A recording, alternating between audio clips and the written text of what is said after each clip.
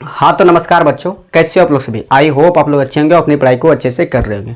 तो देखिए आज के वीडियो लेक्चर में मैं आप लोगों को प्रश्नावली 8.1 का तीसरा नंबर सवाल का सॉल्यूशन कराने वाला हूँ, क्योंकि इससे पहले मैंने आप लोगों को प्रश्नावली 8.1 का पहला नंबर सवाल और दूसरा नंबर सवाल का सॉल्यूशन करा दिया है। तो जो भी बच्चे उस वीडियो को नहीं देखें तो उस वीडियो का लिंक यहाँ नीचे आपको डिस्क्रिप्शन में मिल जाएगा।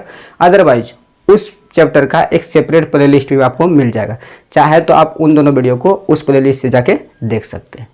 लेकिन आज हम लोग क्या करेंगे कि प्रश्नावली 8.1 का तीसरा नंबर सवाल का सॉल्यूशन करने वाले हैं। तो देखिए तीसरा नंबर सवाल क्या है।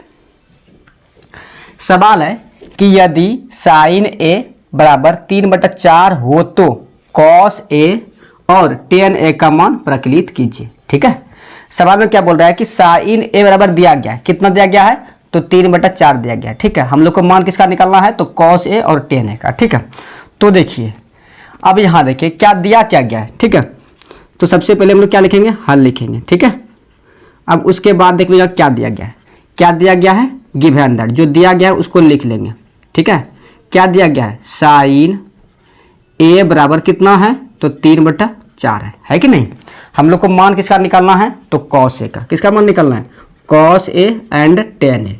ठीक है, इसी दोनों का मान निकालना है। ठीक है, इन दोनों का मान क्या होगा वही निकालना है। ठीक है, अब देखो अगर इन दोनों पे ध्यान दे तो इसमें देखो कॉस ए का फॉर्मूला क्या होता है तो b/h, टेन ए का फॉर्मूला क्या होता है तो p/b। ठीक है, ये फॉर्मूला होता है।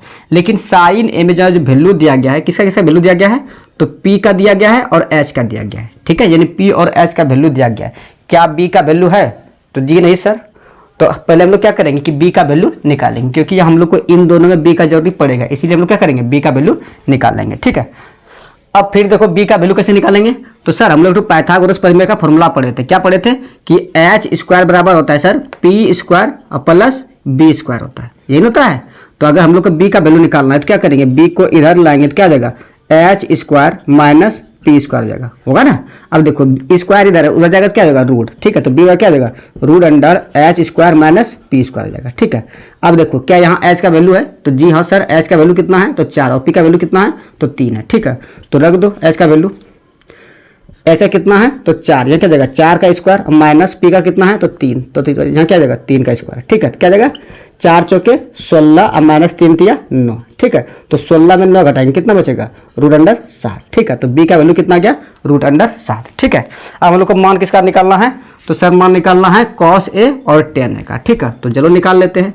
तो कॉस ए और फॉर्मूला क्या होता है तो b/h होता है। ठीक है, तो b का मान कितना निकालना है तो रूट 7। ठीक है, तो b की जगह पर रख दो रूट 7 और h का मान कितना है तो h का मान यहाँ देखो कितना है तो 4 है। ठीक है, तो यही रूट 7/4 आंसर हो गया। ठीक है, यानी पहला आंसर ये हो गया। ठीक है, उसके बाद देखो इसमें एक और चीज़ का मान निकालना है, वो क्या है तो 10 है। ठीक है, तो देखो यार 10 ए और फॉर्मूला क्या होता है तो सर 10 ए और फॉर्मूला होता है p/b।